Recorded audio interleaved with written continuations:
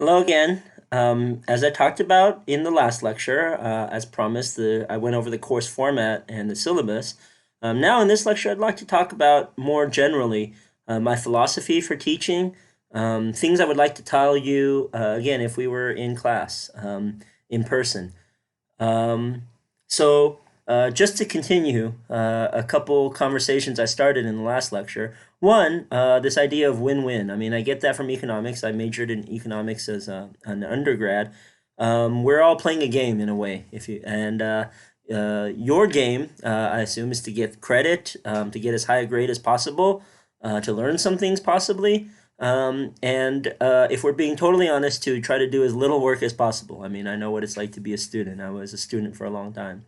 My game is to educate you, to teach you, to push you, to kind of test you, not just to evaluate you, but really to because testing is the way we learn, to force you to think about what you've learned and to expand your mind and the skills that you have. And I I have been in many fancy private institutions. I was educated right here in California, K through 12 public education. But after high school, I've pretty much only been, until I got to UCR, I've pretty much only been in fancy private schools because of various reasons. I've been to most of the top institutions in this country, not necessarily personally as a student, but I've been to Harvard and Stanford quite a bit. University of Chicago, where I graduated from. I'm not just throwing the names out there. The point is to try. One of the things I want to tell UCR students is you are every bit as smart as those students I've met. That's my frank evaluation after being in all these universities, and that you, honestly, most of you work a lot harder and have many of you have come from a lot further distance to get to where you are than those students. They walk around just assuming everything's going to be handed to them, and a lot of them do get everything handed to them. So this is part of my teaching philosophy. This is what I'm getting at with win-win. I believe the average grade at Harvard is an A minus. I believe I heard something like 80 or 90% of grades at Stanford are either an A or an A minus.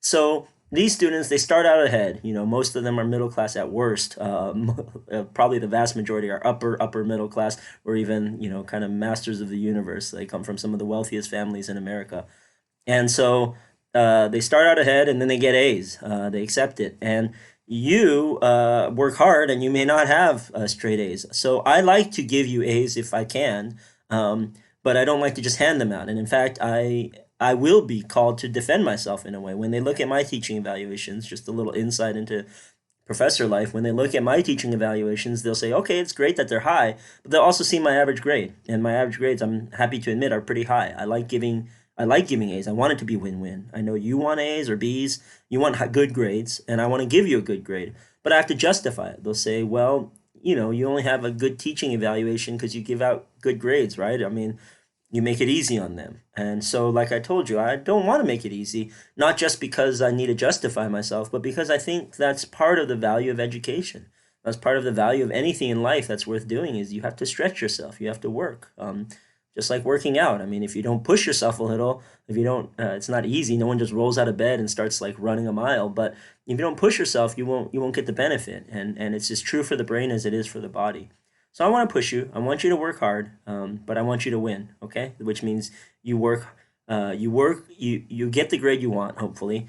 But I'll put bumpers in place so that as you try to get away with doing the minimum work possible turns out to be a significant amount. I'll feel like I win if you end up with the grade you want, but you also say, you know what, it wasn't an easy class. I had to work hard. I had to do a lot of readings. I had to do a lot of work. Now, the second thing I want to talk about is also pretty practical, which is why do I give you extra credit to see a career counselor? Um, and my answer to that is because if I could use a religious studies metaphor, right?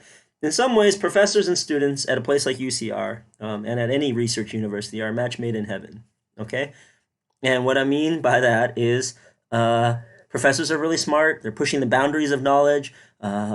Students are really smart. They want to learn the most up to date, things, facts in whatever field they're in. I mean, great. You put them together in the same room and you'll learn them. I mean, if you want to know the most up to date, the most cutting edge facts about, say, coronavirus, it's probably happening at a research university somewhere here, somewhere in the world, right? That's where scientists are currently in the labs discovering what we know about the virus down to the last minute. If you're a student of one of these professors, you're going to be learning it sooner than all the news stations, sooner than anyone. You might be the one that discovers it in so and so's lab, right? In Dr. So and so's lab.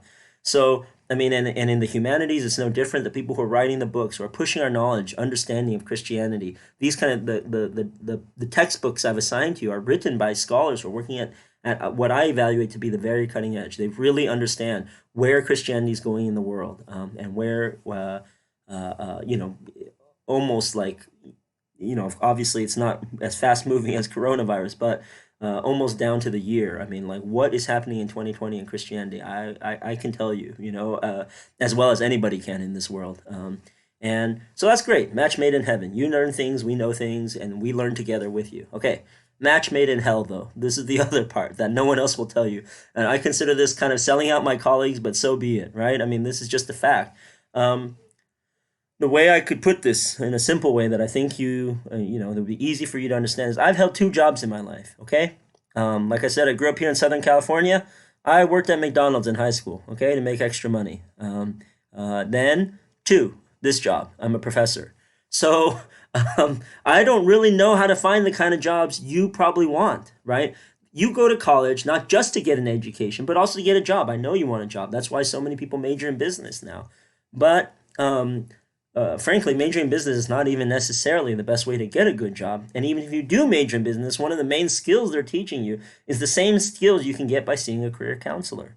And I know some career counselors, and the more I know about them and the more I know about their job, the more I realize they know many things that no professor knows. Okay, that basically no professors know, unless the professor is a professor of, you know, business who studies the getting of jobs, maybe, right? Like my colleagues and I just tell you, like for instance, to give you a simple answer, simple explanation, a simple example, right?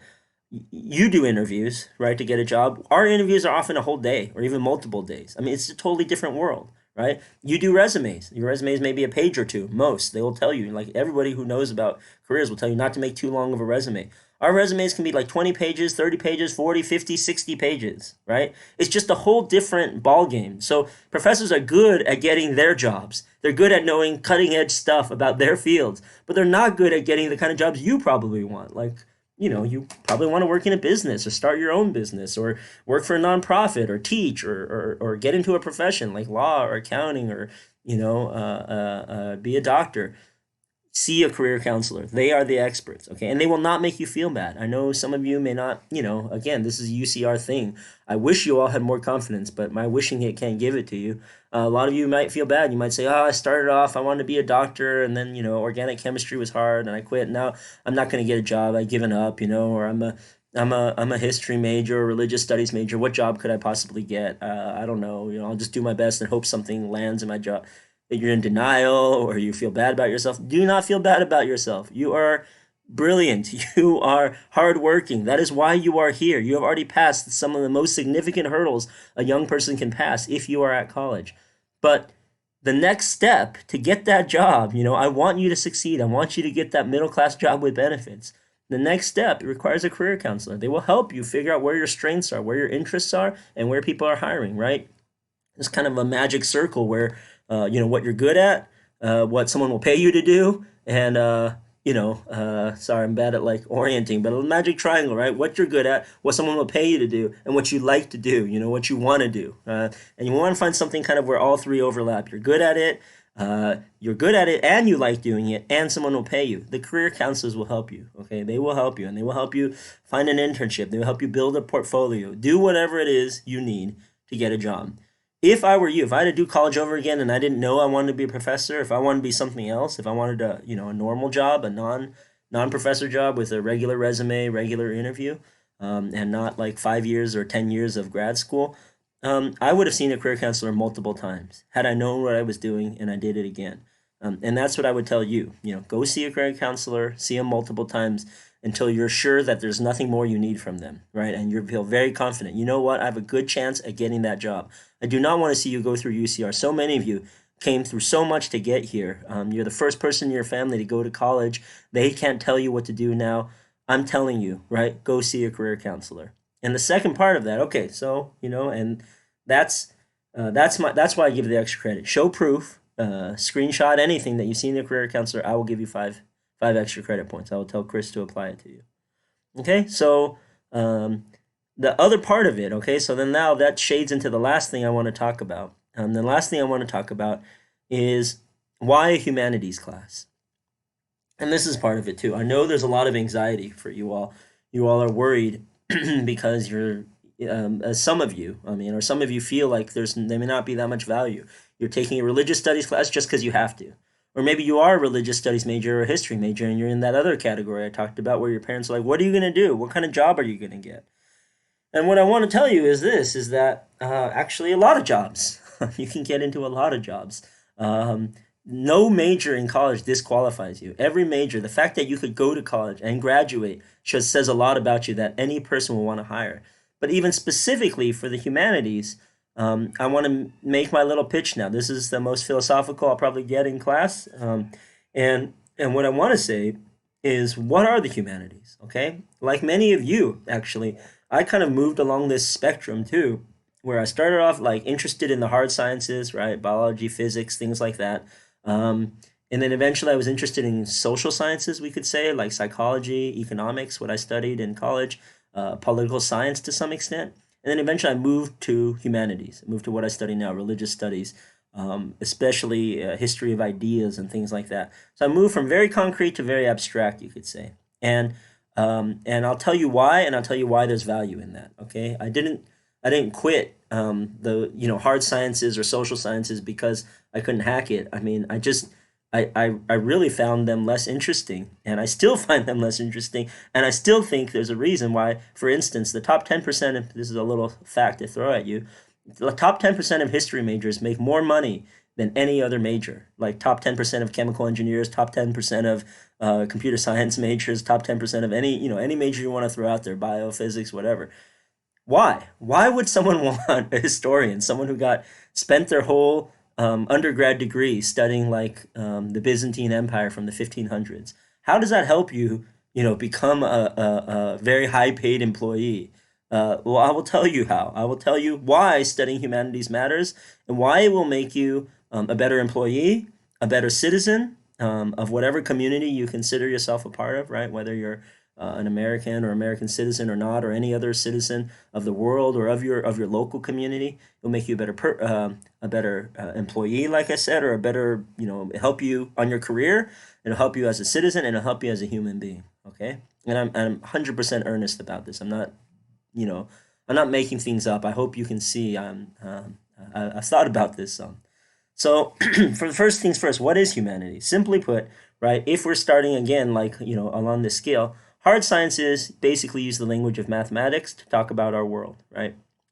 Physics, chemistry, biology, math itself. We have found the amazing thing that basically our world corresponds to math, and there's some ways in which we can use math to understand other things, and that feeds into experiments, right? We use empirical data, the scientific method, testing, controls, etc. Social sciences try to apply some of those same methods to human beings, right? So, to some extent, anthropology, for sure, psychology and economics, they use mathematical modeling, they use experiments, and they try to figure out, okay, how can we use that and attach them to human beings to find out things about human beings? How many percent of people respond to stimulus this way? How many people think this face is attractive or interesting, right? Humanities is no interest at all in using the scientific method. Okay, we don't use math is not part of the language of humanities except in very tangential ways. But why? So then, why would anyone study humanities? Why does it even belong at a university? Maybe we should, people like me are a parasite on society. There's no point to having us around. Well, I will tell you how I migrated and why it's important. Because I would say this: nobody, like give you an example, nobody walks onto a debate floor for a presidential debate for probably the highest stakes we have in our society for convincing other people, right? Nobody walks on there with like a spreadsheet full of figures, right? Nobody says, look, these are my calculations. This is where the economy is with me. This is where the economy is with my opponent, right? Therefore, you should choose me. People are not convinced by numbers. People are not, I mean, numbers are helpful. I'm not saying we disagree or we don't believe in science. I'm not saying any of that. But people in general are not convinced. In no society that I know of do people try to convince others to make them the leader by just spitting out facts and data and numbers, right? Science is great for something. Science is so great for understanding our physical world, for giving us cell phones and jet planes and all those kind of things. But science is not what convinces people. It does not speak the language of people's heart and convince them to follow you and convince them to buy into a program, to admit to a policy. Nobody simply just looks at two numbers when they're trying to figure out immigration policy and says, well, what's the best numbers? People use ideas like justice, freedom, security, safety, beauty, right? Truth, kindness, like all these values that you can't put a number on. That's what people use when they try to convince you about immigration, for instance, right? Or about who to be the president, right? Two people walk onto the stage and they use words. They use words to try to convince each other. And that is what humanities is about. Humanities is about using words to get at ideas that no number could ever quantify, right? Like, what is love, right? I think all of us in this age of the algorithm and YouTube and Facebook and all these kind of, social media, show my age, but Instagram, Snapchat, TikTok, all those things, none of us want to be reduced to an algorithm. None of us want to be like, oh, you're just a set of numbers and I could predict exactly what you do in any circumstance and you are just how much money you're worth, your eyeballs are worth for however many seconds you live. That's not what we are. There are things that are so precious to any of us as human beings that we don't like to think that they're simply quantifiable, right? They're not just, none of us are just robots that have meat on us. There are things we love. There are things we care about. There are things we would sacrifice for. There are things that are worth our endeavor, our time, our attention. No matter what our belief systems are, right? No matter what our belief systems are, there are things that we think are valuable, that are worth doing, that are worth giving up something for, that are worth doing well, paying a price to make it happen well. Those things almost always are spoken of in the end, when I really get down to it, to what I'm interested in at least, in the language of humanities. And the truest language of that, I would say, this is why I study what I study, is religious studies. I mean, people use terms that sound religious, right? They say, this is the ultimate meaning of my life. This is the thing that gets me up in the morning. This is the thing that I do again and again because it matters to me. This is what I want on my gravestone. This is what I want people to say at my funeral, right?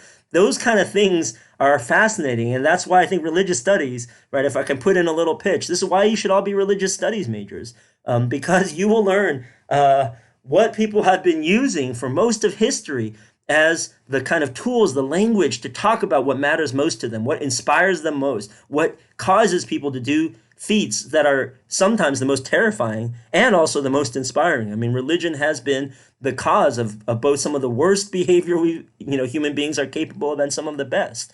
And that's fascinating to me. And that's fascinating to anybody. And anybody who has those skills, who has those basic skills of how to use words to convince people is automatically the most, like I said, that's how we choose our leaders, is automatically the leader in any given room. Authority basically is the authority to speak. Authority is the authority, the right to speak, and that people pay attention to you and respect you when you speak. Well, how do you do that? It's with words. How do you know how to use words? The humanities. The humanities are the people who study the use of words and how those words are used to convince people, to raise up desire and hatred and longing and aversion and truth, and lies and all these kind of things. How words can be used in all these different ways to convey things, to mislead or to lead correctly. And that is why humanities is never going to go away. And if you just, throw it out of college, well, then you just basically say that we don't critically think about these things. You give it into the hands of whoever wants to use it, whether it's like Pepsi to sell you more things or a politician who wants to just manipulate you. Someone should be thinking critically and thoughtfully about words and the way these words are used.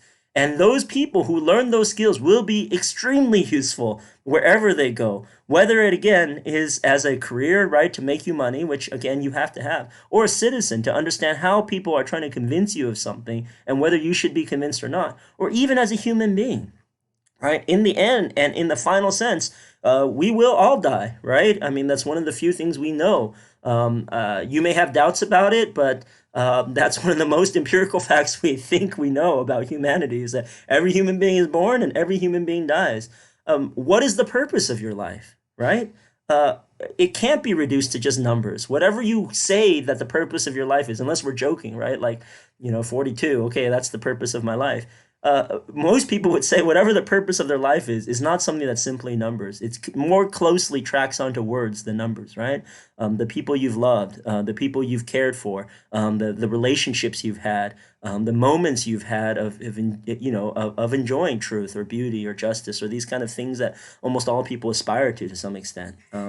And so that's all the language of humanities. That's why someone needs to study it. That's why you should study it. That's why you should be in this classroom. That's why it matters. Whether if you choose to drop my class, fine, but you have a humanities requirement. I think all college students should and must have a humanities. And in fact, I think all citizens of the U.S., I wish could all be required to take more humanities, but at least they have mandatory K through 12.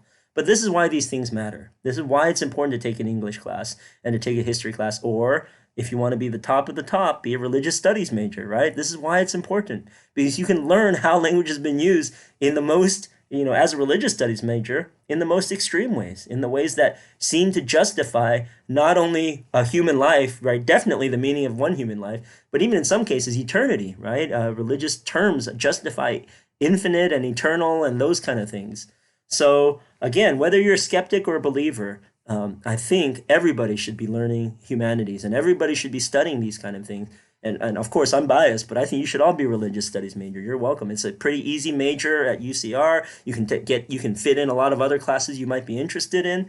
You have a lot of personal attention from your professors, and you can go on. Our majors have gone and do all kinds of very cool jobs. I mean, it's not like they're all pastors or monks. I mean, they've worked for nonprofits is a great one. A lot of them work as teachers. A lot of them do work in businesses. It teaches you a kind of literacy, a way to talk about. If you can talk about religion without offending people, if you can talk about religion at UCR in a class like this with dozens of different people from different backgrounds, you really can be a person who can build consensus, who can be thoughtful, who can be sensitive, and who can convince others, even to follow you.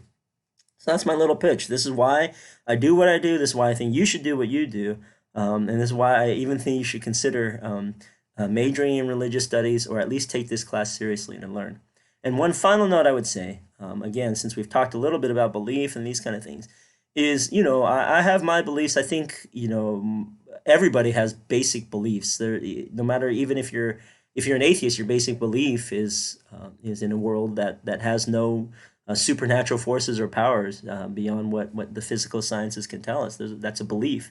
But for the purpose of this class, I'm happy to drop whatever belief you think I have or I may have, or to believe whatever you may believe. Okay, I want this to be a friendly, polite space for thoughtful inquiry. I may push you, I may encourage you to think more deeply, but no belief or non-belief is wrong here in this class. And I think that's one of the precious things, frankly, of teaching at a place like UCR, where by law we're required to separate church and state. I'm not allowed to preach at you, but we are allowed to talk about religion and learn about it as a human phenomenon, and not taking things for granted, right? You can learn a lot about religion from a mosque or a church or a synagogue or a temple, but here we're going to talk about religion in a very different way, and it's a place that all of us can feel welcome to put in what we think. Okay, so again, I'm excited to share this journey with you. Thanks for listening to the second lecture.